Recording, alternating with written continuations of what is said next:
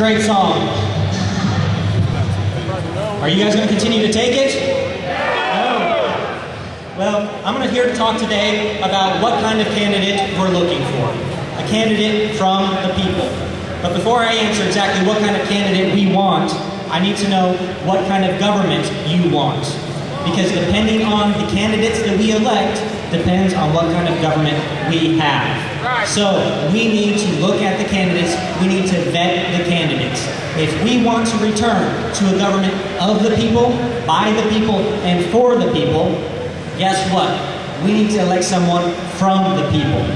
No longer do we need to have these career politicians, DC insiders, Washington bureaucrats, people that do not have our best interests at heart.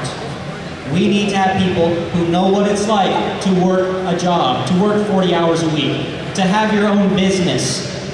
We need to have people that have had a job in the private sector within the last 20 years. Not people who have been up on the hill, whether it's in DC or Oklahoma City, for the last 20 years. That's what we need. There are several very important races coming up, but you have to get involved in the primary election, July 27th. If you wait until the general election on November 2nd, guess what?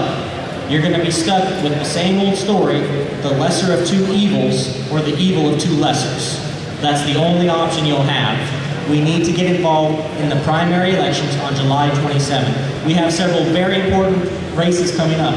We have our governor's race, lieutenant governor's race, attorney general race, our House seats on the state side. We have our House seats on the federal level. We have all these important races coming up.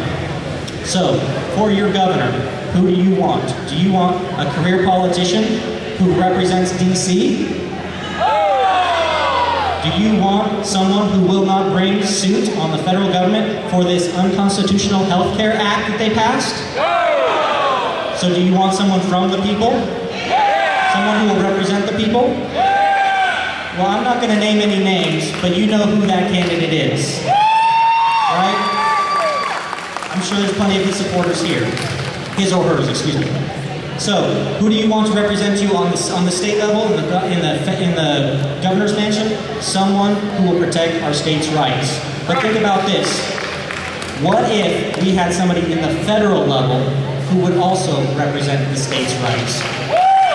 Who would stand up for the people? That's what we need. We need people that will look out for our best interest, not politicians' best interest, and their only interest is getting re-elected. All right? So we need to take that into consideration. There are plenty of candidates out there, but you need to ask, do you want a career politician? Do you want someone who will just move here from a different part of the state, someone who's bought and paid for, a Manchurian candidate, who is not loyal to you, but is loyal to the people that own them? No? Do you want someone from the people?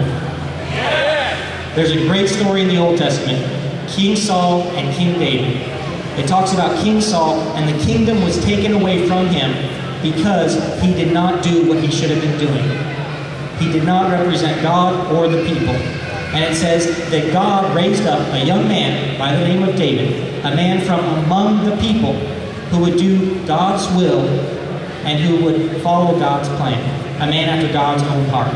That's what we need to return to a government of the people, by the people, and for the people. So I encourage you all, do the research. Find out about the candidates before July 27th. That is the day. We really only have around 120 days to save our country. Not the November election.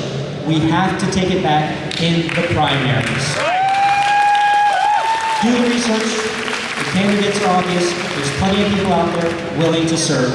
I want to leave you with one last story. This is Good Friday. This is the day where we celebrate Jesus paying the ultimate sacrifice.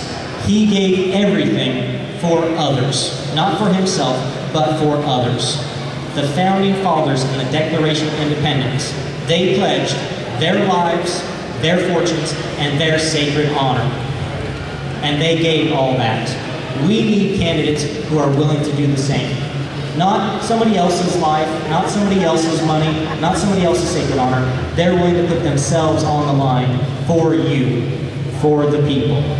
But when they do that, you need to get behind them. If you want someone to lead the charge, to stand up against the encroachment of the federal government in D.C., if you want leaders that are willing to stand up, you need to get behind them. This is not a call to arms. This is a call to action. So find the candidates that you support, get behind them, and do everything you can to support them. Thank you very much. Enjoy the rest of the day.